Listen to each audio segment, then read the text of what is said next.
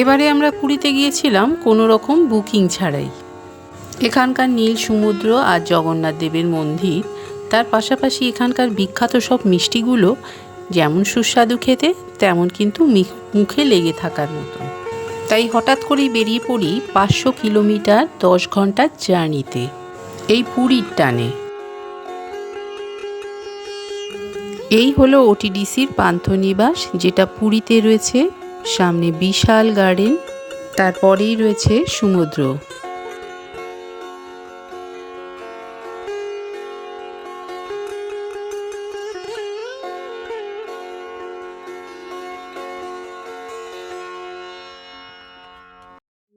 কলকাতা থেকে আমরা রওনা দিয়েছিলাম শনিবার রাত 3টে সাড়ে 3টে নাগাদ, আর এখানে এসে পৌঁছেছি রবিবার দুপুর 1টা নাগাদ।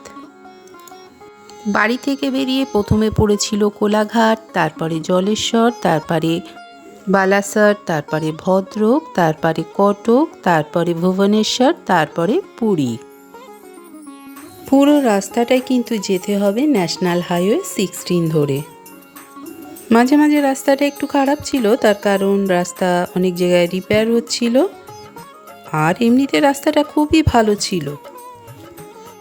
তবে 10 ঘন্টা জার্নি কিন্তু আমাদের কাছে বেশ ভালো লেগেছিল। চারপাশের প্রাকৃতিক সৌন্দর্য দেখতে দেখতে সময় কেটেই গিয়েছিল। চলো এবার রিসেপশানে আমাদের কিছু ফর্মালিটিস আছে, সেগুলো করতে হবে। আমাদের আধার কার্ডের ডকুমেন্টস জমা দিয়ে তারপরে আমরা রুমের দিকে যাব।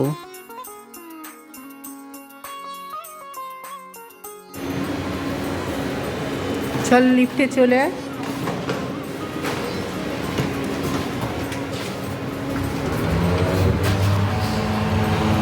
চলো কত ফ্লোরে? ফার্স্ট ফ্লোরে। যে ফার্স্ট ফ্লোরে দেখা যাচ্ছে। চলো ফার্স্ট ফ্লোরে রুম নাম্বার। এই হলো ওটিডিসি মানে ওড়িশা ট্যুরিজমের রুম। এখানে এদের খাট এইরকম, পাশে একটা সোফা রয়েছে, একটা টেবিল রয়েছে। আচ্ছা, এখানে রয়েছে এদিকে রয়েছে টিভি, আর এখানে রয়েছে চা কফির সব ব্যবস্থা রয়েছে, ইলেকট্রিক কেটলি রয়েছে, আর জলের বোতল দিয়ে গেছেন এনারা। এখানে এসি লাইটের ব্যবস্থা এরকম রয়েছে। এখানকার বর্তমান রুম ট্যারিফ হলো 3000 প্লাস জিএসটি, আর এক্সট্রা পার্সনের জন্য কিন্তু 20% অ্যাড হয়ে থাকে। আচ্ছা, এখানে একটা বড় আয়না ড্রেসিং টেবিল রয়েছে। আচ্ছা, পাশে লাগেজ রাখবার জন্য মানে ব্যবস্থা রয়েছে। এখানে রয়েছে একটা আলমিরা, কিন্তু ফ্রিজ নেই এখানে। অন্যান্য ওয়েস্ট বেঙ্গল ট্যুরিজমে যেমন একটা মিনি ফ্রিজ থাকে, এদের কিন্তু মিনি ফ্রিজ রাখা নেই। তো এই হলো এদের রুমের সব ব্যবস্থা। আচ্ছা, এবার দেখাই রুমের এই আলমিরার পাশে রয়েছে একটা জানলা। তো এখানে গাড়ি পার্কিংয়ের সব ব্যবস্থা রয়েছে এখানে। আর ওপাশে দরজার পাশটাতে দেখাই কেমন। এই দরজার পাশে রয়েছে কমন ব্যালকনি। এই কমন ব্যালকনি রয়েছে দরজার পাশে। আমাদের রুম নাম্বার হচ্ছে 502। রুম থেকে বেরিয়েই ওই যে সমুদ্র দেখা যাচ্ছে, আর নিচে রয়েছে গার্ডেন। গার্ডেনে বিশাল আকার একটা কচ্ছপের একটা রয়েছে, মডেল রয়েছে রাখা। বাইরে বসবার জন্য এরকম চেয়ার দেওয়া রয়েছে। এখানে একটা টেবিলও রাখা রয়েছে দেখলাম এইখানটাতে। এই হলো বাইরের দিকের ব্যালকনির ভিউ। এই আর তো কিছু নেই এখানে। দেখি এটার মধ্যে কি আছে। হলো মেনু কার্ড ওটিডিসির পান্থনিবাসের। তো মেনু কার্ডে মোটামুটি খাবারের দাম ঠিকঠাকই রয়েছে। আচ্ছা, এখানে দেখা যাক কি খাবারের ব্যবস্থা রয়েছে। ইন্ডিয়ান, চাইনিজ সবই রয়েছে দেখলাম। রুম সার্ভিস কিন্তু 20% এক্সট্রা আছে, তার মধ্যে আবার জিএসটি অ্যাড করছে কিন্তু। এই হলো এখানকার ওয়াশরুম। যা যা থাকে মোটামুটি সব কিছুই রয়েছে এখানে। তবে ওয়াশরুমটা কিন্তু বেশ পরিষ্কার পরিচ্ছন্ন আর বেশ বড়।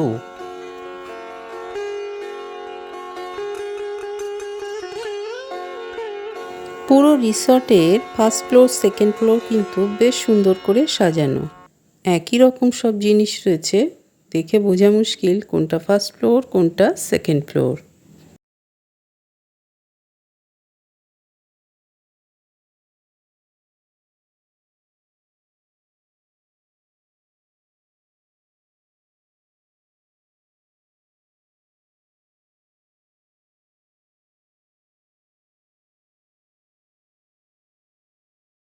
রয়েছে ওপরে। এখন সন্ধে হয়ে এসছে এখানে চারপাশে।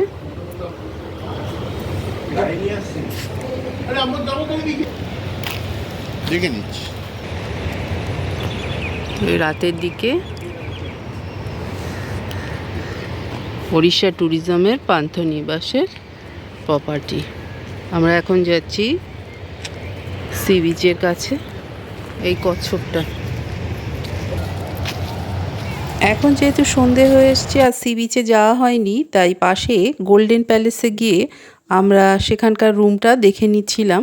কারণ যেহেতু আমরা উইদাউট বুকিং এসছি, পান্থনিবাসে আমাদের জন্য মাত্র আর একদিনই থাকার ব্যবস্থা ছিল।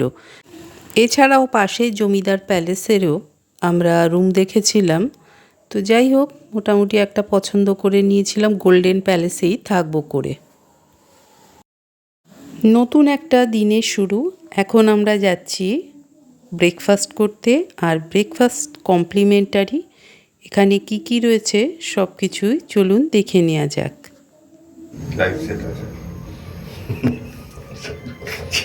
চলো, আমাদের গ্রাউন্ড ফ্লোরে, ফার্স্ট ফ্লোরে আমরা আছি, এসে পড়েছি। এইবারে ব্রেকফাস্টের জায়গাটা, রেস্টুরেন্টটাতে যাব। উঠেই এই গেট থেকে বেরিয়ে এই সাইডটা হচ্ছে লিফট, আর এখানে বসারও জায়গা রয়েছে।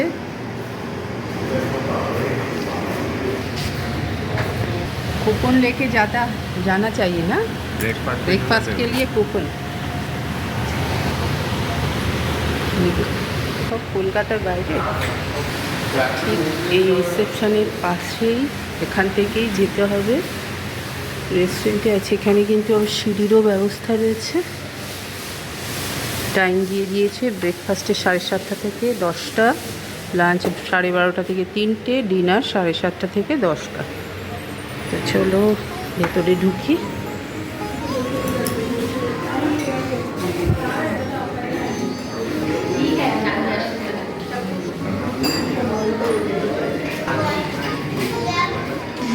ব্রেকফাস্টে এখানে রয়েছে এটা,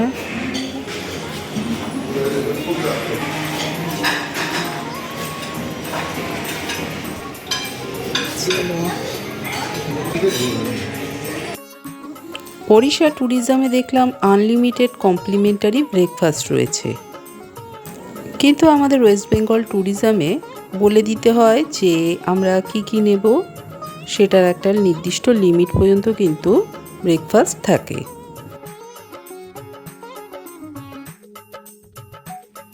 এটা হলো ওটিডিসির ডাইনিং এরিয়া, বিশাল বড়। এর আগেও আমরা একবার এসেছিলাম, তখন এতটা বড় ছিল না, এতটা সাজানো গোছানো ছিল না।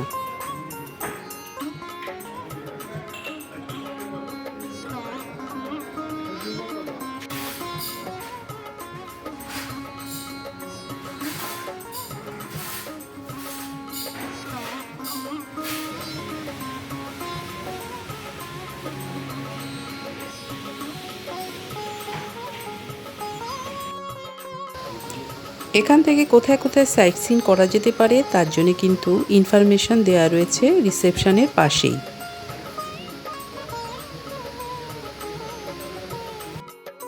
এই রিসর্ট থেকে সি বিচ যেতে হলে কিন্তু 20 টাকা করে টিকিট কেটে তারপরে সি বিচের সামনে যেতে হয়। এই যে সামনে রয়েছে গেট, আর গেটের গায়ে যে ব্লু বোর্ডটা রয়েছে তাতে পরিষ্কার করে লেখা রয়েছে 20 টাকা এন্ট্রি ফি।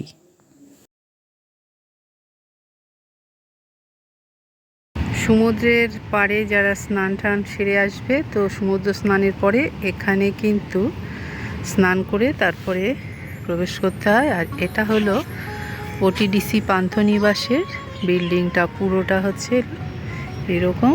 আর এখানে পাশে আরেকটা রেস্টুরেন্ট রয়েছে ওটিডিসিরই, এটা হচ্ছে নিমন্ত্রণ নাম। তো পাশে রয়েছে জমিদার প্যালেস বলে যে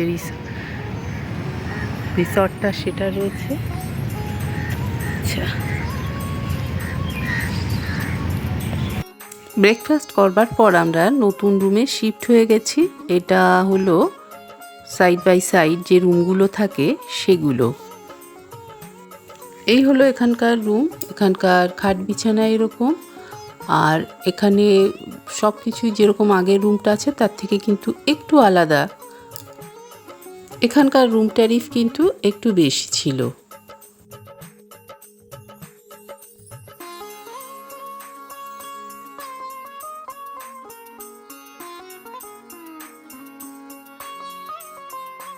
এখানে সব কিছুই বেশ ভালো, বড় বড় বেশ সোফা রয়েছে, আর রয়েছে ওয়াল টু ওয়াল উইন্ডো, যেখান থেকে সমুদ্রটা ভালোভাবে দেখা যাচ্ছে। বিশাল বিশাল সব সমুদ্রের ঢেউ এসে পড়ছিল, সেটা দেখতে কিন্তু এখান থেকে বেশ ভালো লাগছিল।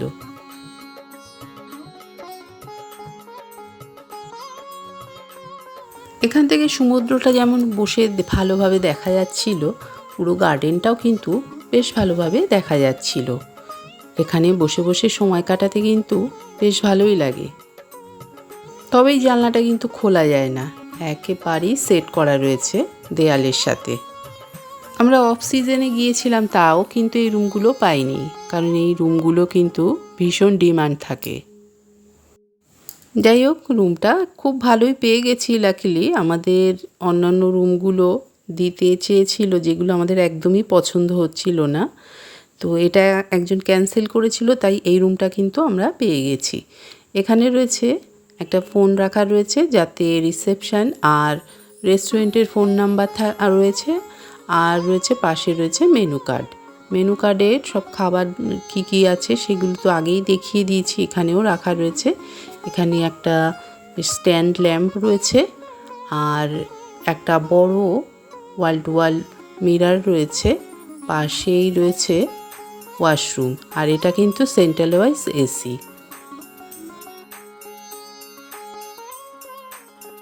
আচ্ছা, বেডের ঠিক ওপরেই রয়েছে স্মোক ডিটেক্টর।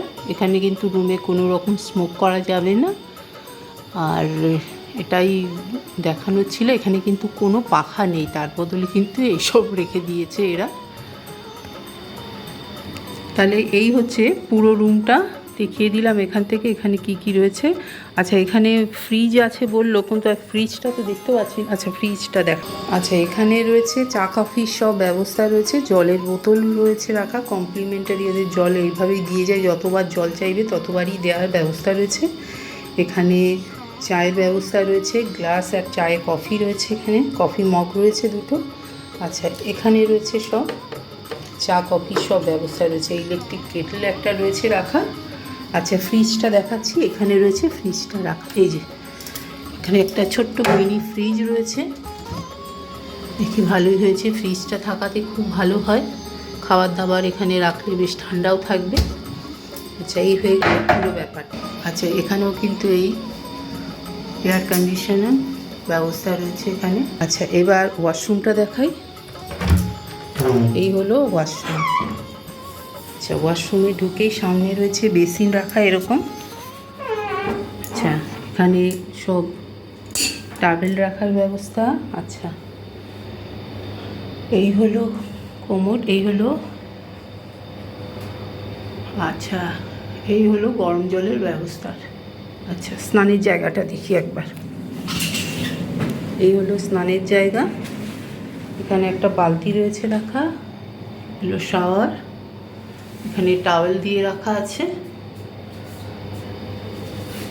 এই হলো সব ব্যবস্থা ওয়াশরুমের।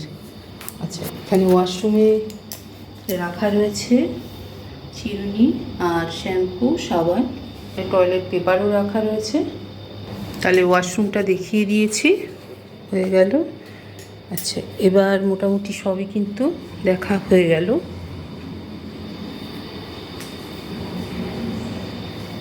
এই হলো আমাদের এখন রুম। কত নাম্বার দেখে নিই বাইরে থেকে। এই হলো লিফট, আর ঠিক লিফটের পাশেই রয়েছে রুম নাম্বার 618। এটা হলো এখন আমাদের রুম। আমরা এখন যাচ্ছি জমিদার প্যালেসে রুমটা দেখতে, কারণ ওটিডিসিতে শুধুমাত্র আমাদের 2 দিনের জন্যই বুকিং ছিল। প্রথমে ভেবেছিলাম স্বর্গদ্বারের সামনেই আমরা থাকবো, কিন্তু পরে ডিসিশন নিলাম যে না, সেই জায়গাটাতে বড্ড বেশি কনজেস্টেড। তাই ঠিক করলাম এখানেই আশেপাশে কোথাও থাকবো। জমিদার প্যালেসে ফোন নাম্বারটা দিয়ে দিয়েছি, যাদের দরকার হবে তারা দেখে নিতে পারেন। এই হলো জমিদার প্যালেসের বাইরের দিকে রুমগুলো। প্রত্যেকটা ব্যালকনিতেই রয়েছে একটা করে দোলনা। তবে রুম ট্যারিফটা কিন্তু আমার জানা নেই। এটা হচ্ছে সুইমিং পুল ভিউ। প্রথমেই দেখে এসেছিলাম গোল্ডেন প্যালেসের রুম, আর এখন দেখতে পাচ্ছি জমিদার প্যালেসের রুম। এটা কিন্তু ওটিডিসির পান্থনিবাসের ঠিক পাশেই রয়েছে। এখন যে রুমটা দেখতে পাচ্ছেন এটা হচ্ছে সি ফেসিং রুম। এর রুম ট্যারিফ হলো 7,000 টাকা। সমুদ্র এখান থেকে একেবারেই সামনে। ব্যালকনিতে বসে সমুদ্রের গর্জন এখানে বেশ ভালোভাবে শোনা যাচ্ছিল। আর এটা হলো এখানকার রুম।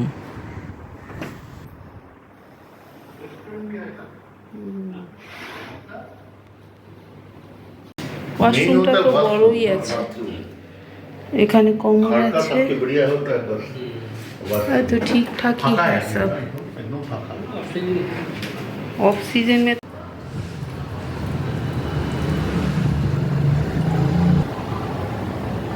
এরপরে কিন্তু আমরা থেকেছিলাম গোল্ডেন প্যালেসে। জমিদার প্যালেসে আমাদের আর থাকা হয়নি, তার কারণ সমুদ্রটা গোল্ডেন প্যালেসের একেবারেই সামনে। সবাই খুব ভালো থাকবেন, সাথে থাকার জন্য ধন্যবাদ।